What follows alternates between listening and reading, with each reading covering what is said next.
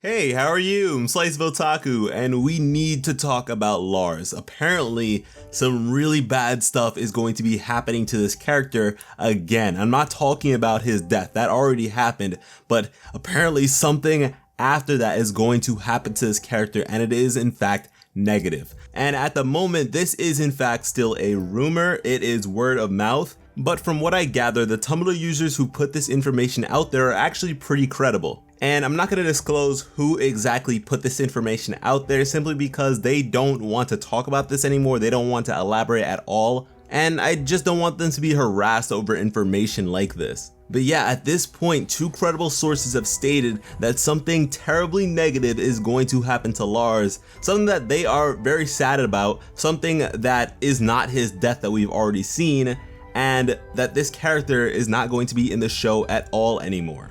And yes, at this particular moment, he is a focal point. You could consider him to be a main character, but he won't be for long. And you know, typically I might not cover this sort of thing, but I wanted to discuss this in particular with you guys because it makes so much sense. Lars of the Stars is a huge revelation that totally rewired my brain when it comes to Lars. And for me, what backs this claim isn't necessarily like some type of crazy foreshadowing we didn't notice up until now, although this whole Lars of the Stars thing may have been foreshadowed in the episode The Good Lars, where in the background of Lars's home there is a image that he created when he was 10 years old of a Star Wars AT-AT walker. But anyways, that's besides the point. The reason why I believe that Lars has to go, and at this point will inevitably be reduced in the story, is because of information. Lars at this point knows way too much. He is a liability, a danger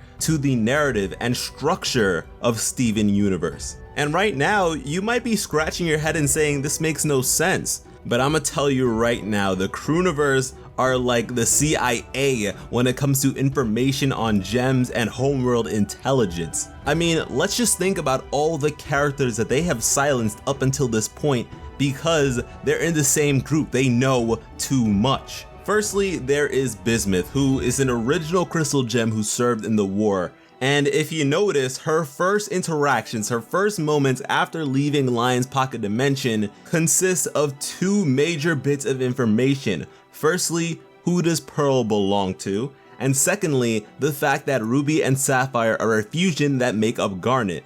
And if you think about it, Steven first entered Lion's Pocket Dimension in Season 1. Had Bismuth emerged at that point and said what she said, which she only said in a joke, this was simple conversation, this wasn't her dropping a bombshell on purpose, she was just speaking normally. And so if we were to have this character that early on, she would have been a reservoir of information. She would have been spewing this sort of bombshell information regularly. And I mean, we still don't know the identity of Pearl's original owner, which is something Bismuth seems to know because she's known Pearl for hundreds of years. They fought alongside each other for hundreds of years. And also based on the quick glimpse we received of her in the Season 5 trailer, it's evident that she has even more information that she could potentially spill. So they of course had to silence her in her very first episode. There was no way that they could allow this sort of character to carry on because yeah, she just knows so much.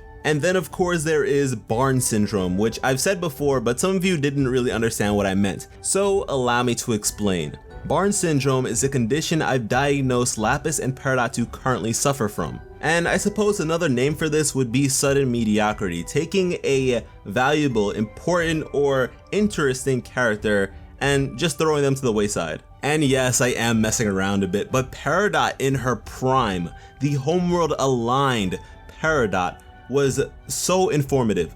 Anytime she spoke, you listened because you knew that there was a lot of homeworld ties to what she said. There was a lot of information on homeworld. She was just spewing homeworld ideologies all over the place, and we learned so much from that character when she followed that format and was a main character. Like, she was in so many episodes, pretty much every episode for a long period of time. But her redemption has reformed her character to such a degree that she doesn't give us that sort of information anymore. She doesn't serve the same role she once did as a beacon of information because she is just like a joke character at this point, I suppose, and occasionally a plot device when it comes to fixing up Ruby's ships or whatever. And Lapis, I mean, come on, she is an Era 1 gem who was there at the beginning of the war when it first broke out, the original war for Earth. She was there, and so she has sort of insight on the homeworld perspective. Although we have plenty of crystal gems who can tell us how things were,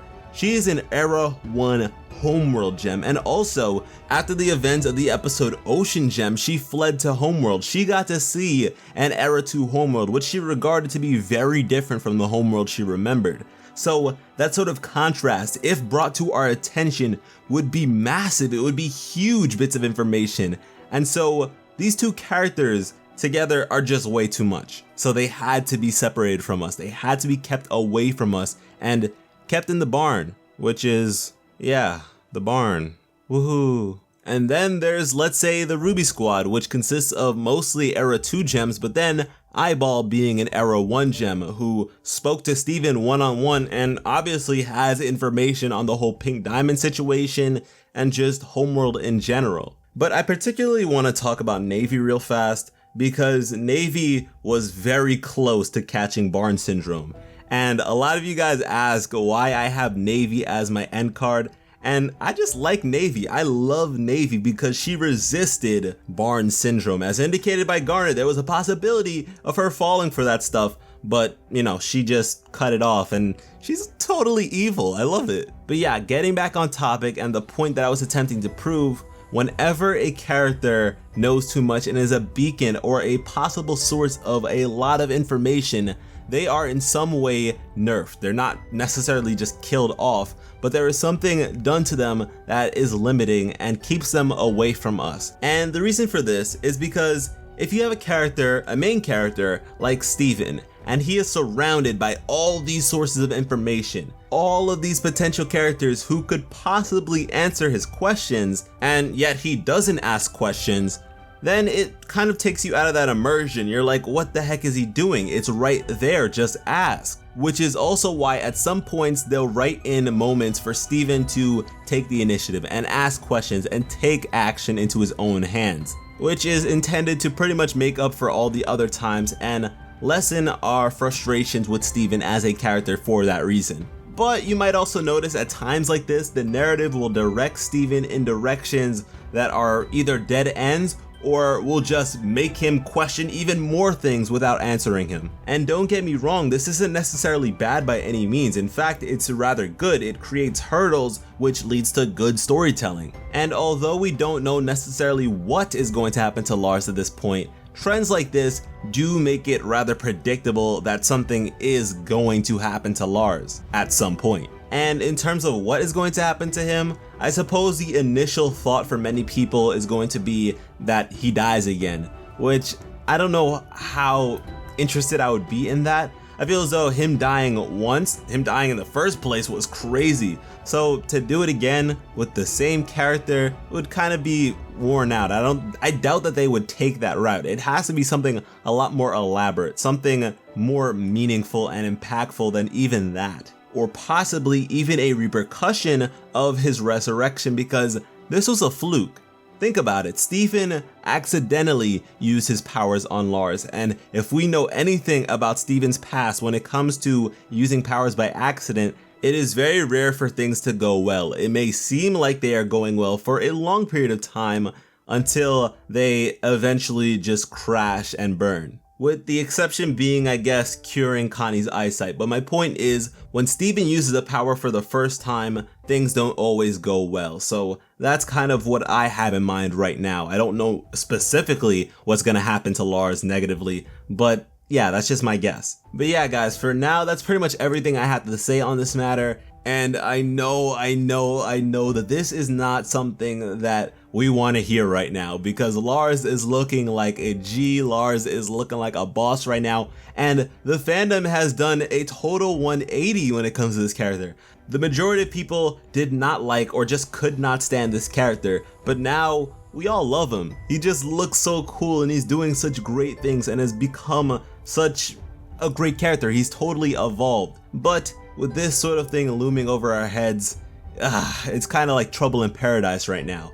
Let me know your thoughts on all of this. I want to know how you feel about this potential negativity coming Lars's way, and also about the sort of cover-ups when it comes to characters with a lot of information. Let me know in the comments. Thank you all so much for watching and have an awesome day. I love you. You think